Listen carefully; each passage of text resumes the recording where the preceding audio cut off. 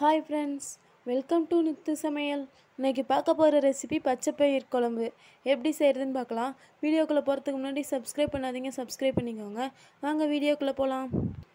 நான் 150 கிராம் பச்சை பயிர் எடுத்திருக்கேன். இதை நல்லா வறுத்துக்கலாம். அடுப்பை மீடியமில் வச்சு வறுத்துக்கோங்க. நம்ம பச்சை பயிர் வறுக்க வறுக்க நல்லா வாசம் வரும், அது அளவுக்கு வறுத்துக்கோங்க. இப்போ இது கூட ஒரு கப் அளவுக்கு தண்ணி ஊற்றிக்கலாம்.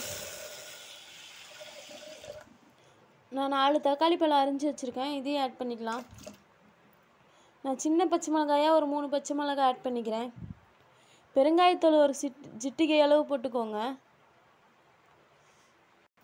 ஒரு 10 பல்லு பூண்டு ஆட் பண்ணிக்கலாம். மஞ்சள் தூள் 1/4 ஸ்பூன் போட்டுக்கலாம். நல்லெண்ணெய் ஒரு 2 சொட்டு ஊற்றிக்கலாம். இப்போ நம்ம குக்கரை மூடி வச்சு ஒரு 3 விசில் விட்டு எடுத்துக்கலாம். விசில் அடங்கிருச்சு. இப்போ ஓப்பன் பண்ணி பார்த்துக்கலாம். பச்சை பயிர் நல்லா வெந்துருச்சு.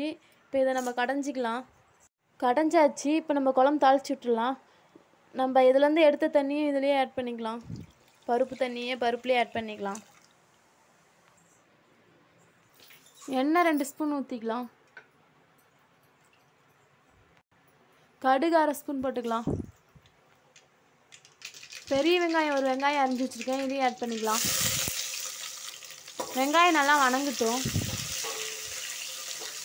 இது கூடவே கருவேப்பிலை ஒரு கொத்து போட்டுக்கலாம். நான் 2 வரமிளகாயை 2 கிள்ளி வச்சுருக்கேன், இதையும் ஆட் பண்ணிக்கலாம்.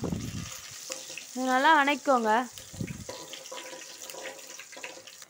இப்போ நம்ம கடைஞ்சி வச்சுருந்த பச்சை பயிரை ஆட் பண்ணிக்கலாம். இது கூட ஒரு டம்ளர் அளவுக்கு தண்ணி ஊற்றிக்கலாம். உப்பு தேவையான அளவு போட்டுக்கோங்க. நல்லா இப்போ ஒரு தடவை இதை கலந்து விட்டுக்கலாம். குழம்பு நல்லா ஒரு 5 நிமிஷம் கொதிக்கிட்டோம். குழம்பு நல்லா கொதிக்குது. இப்போ நம்ம அடுப்பை ஆஃப் பண்ணிக்கலாம். குழம்பு ரெடி ஆயிடுச்சு. இது மாதிரி வீட்டில் செஞ்சு பாருங்கள். செஞ்சு பார்த்துட்டு எப்படி இருக்குன்னு கமெண்ட் பண்ணுங்கள், லைக் பண்ணுங்கள், ஷேர் பண்ணுங்கள். தேங்க்யூ.